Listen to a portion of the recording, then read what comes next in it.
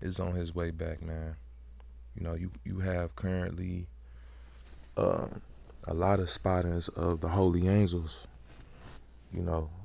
being spotted here in Babylon the Great.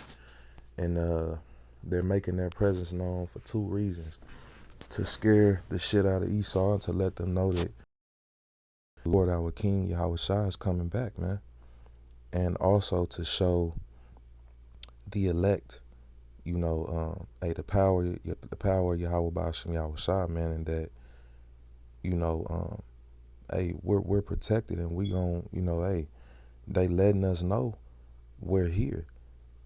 Be prepared, get ready, cause hey, the angels are going to beam the elect up in those chariots, man. Yahushua is going to come back also and make war with Esau. So, you're seeing a lot of chariots for a few reasons. I'm gonna get some scriptures. Uh, hey, the angels are scoping this place out too. This is Second Chronicles 16:9. For the eyes of the Lord, which are the angels, run to and fro throughout the whole earth to shew himself strong in the behalf of them whose heart is perfect towards him.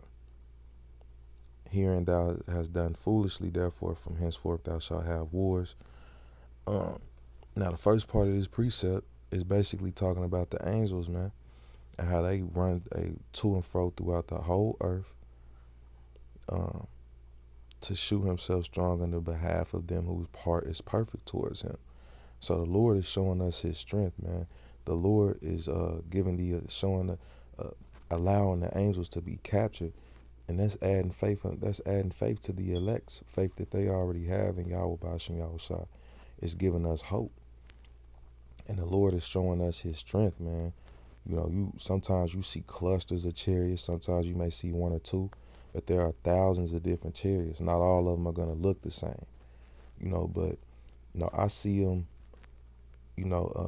Right now I don't have a car. I haven't had a car for a while, so I'm usually either catching the bus, walking, or riding my bike to and from work. When I'm out at night, I see them. That's when I see them the most.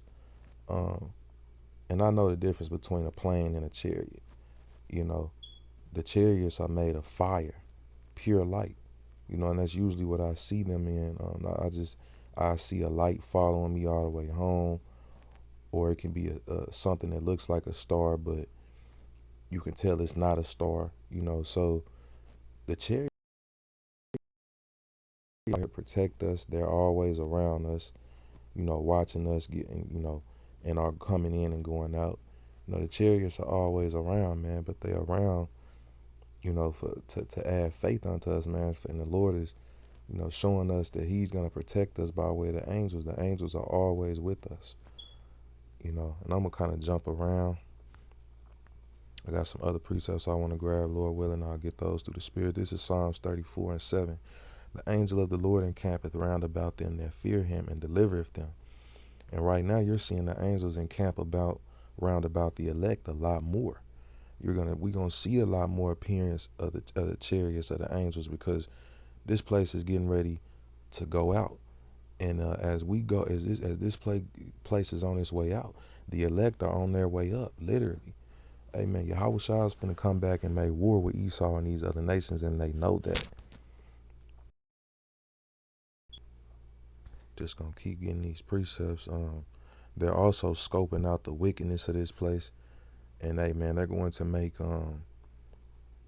war with Esau, man, at the behest of Yahweh Shah. And they're going to come down here and destroy 2/3 you heathens. You know, um, hey man, Yahweh Shah is on his way back, man, and he coming with the angels, and they not coming to play no games. This is the time to amplify your fear in the Lord. This is the time to amplify your faith in Yahweh Bashim Yahweh Shah as well. And I'm speaking for myself first and foremost, because Yahweh Shah coming back to get, man. He not playing no games, man. You know, he not coming back with a smile on his face. Yahweh Shah is coming back angry, and he's not going to meet Esau as a man. He's coming back as an angelic force with thousands of other angelic forces with him. This is Amos 9 and 8. For behold, the eyes, which I said, like before, 2 Chronicles 16 and 9 states, the eyes of the Lord. The eyes of the Lord are the chariots, the angels. This is Amos 9 and 8. Behold, the eyes of Yahweh power are upon the sinful kingdom, which is Babylon the Great, the place we dwell in. And I will destroy it from off the face of the earth, saving that I will not utterly destroy the house of Jacob, saith Yahawashi&The. So the Lord is going to use the chariots to destroy this place, man. Got a precept for that.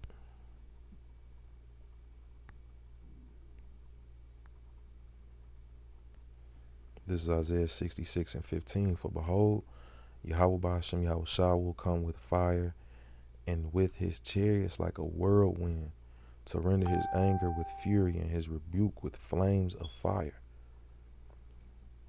For by fire and by his sword will the Lord plead with all flesh, and the slain of the Lord shall be many. So the Lord coming back with the chariots to make war, man. You know.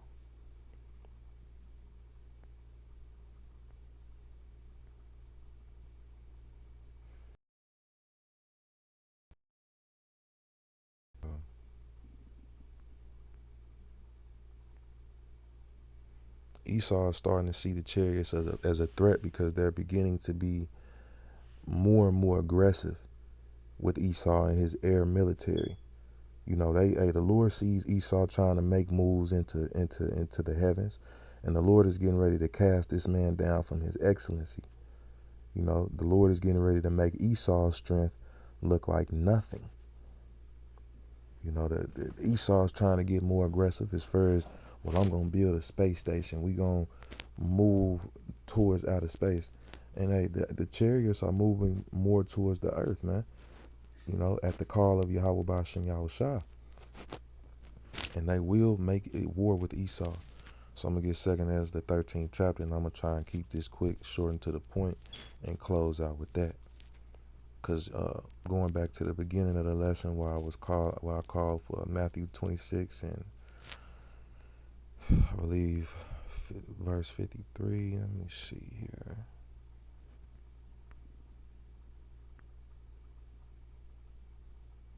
Yeah, so this is Matthew 26 and 53. Thinkest thou that I cannot now pray to my Father, and he shall presently give me more than 12 legions of angels? And that's thousands upon thousands of angels, man. It says, but how then shall the scriptures be fulfilled that thus it must be?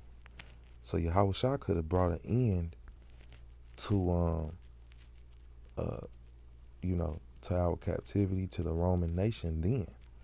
But it wasn't. Yahushua knew that he didn't come to do his will. He came to do the will of Yahweh. And Yahweh is not gonna go against his own words, man.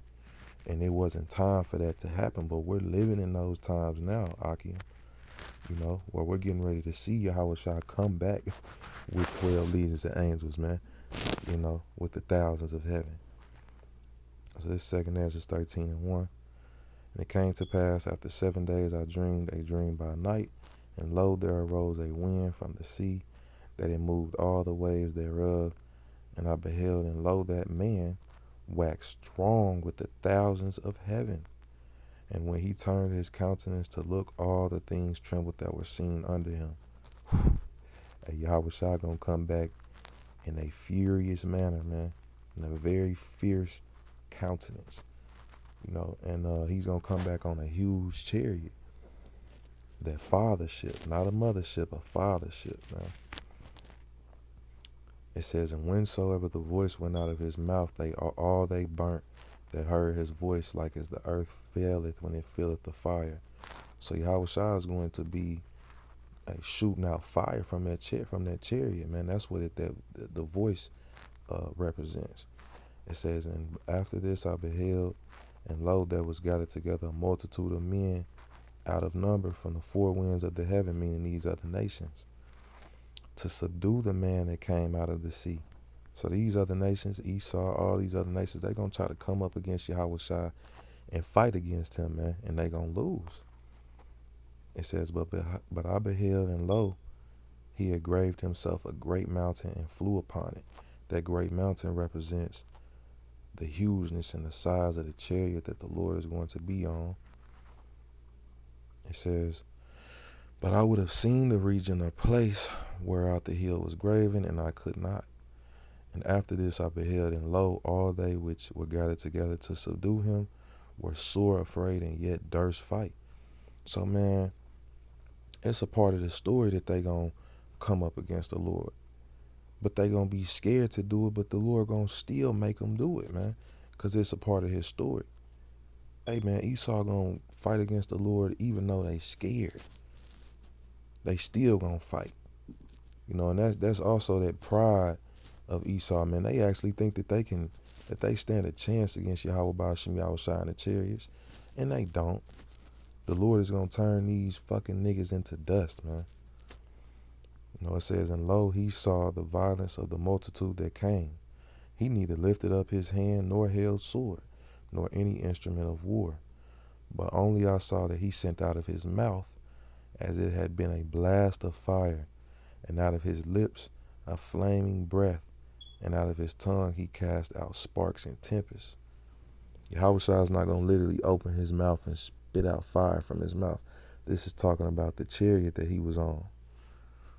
When you see those UFO movies where they come, where the fathership comes down here, and it's with a lot of, it's accompanied by a bunch of other smaller ships, and they're killing people. They turning, blasting people with fire. They destroying the buildings, and hey, that's pretty much gonna happen for real, and the elites know that. That's why they make movies about it. It says, and they were all mixed together. The blast of fire, the flaming breath, and the great tempest fell with violence upon the multitude, which was prepared to fight, and burnt them up every one, so that upon a sudden of an innumerable multitude nothing was to be perceived, but only dust and smell of smoke. When I saw this, I was afraid. Hey, man. Yahushua is going to completely obliterate Esau and these other nations that come up against him, man. So that's pretty much it. The chariots are here to show Esau that it is war. They're not going to be subtle. They're going to be more and more aggressive against Esau. And see, that's one of the reasons Esau is going to come down with great wrath upon Jacob, man. Because they know that they got a short time. They know what the chariots are actually here for. And they know who was in those chariots. The angels that look like so-called black men. Not no fucking little green men with big eyes and skinny fingers. So if you want to call the angels aliens, because they are not of this world, you could technically say that, but they're not aliens in the sense that you see in the movies, man, and on TV. And I'm going to go ahead and close out with that. All praises, honor, and glory is due unto Yahweh Bashim Yahushua for putting the spirit on me to do this lesson. Until the next one, I say Shalom.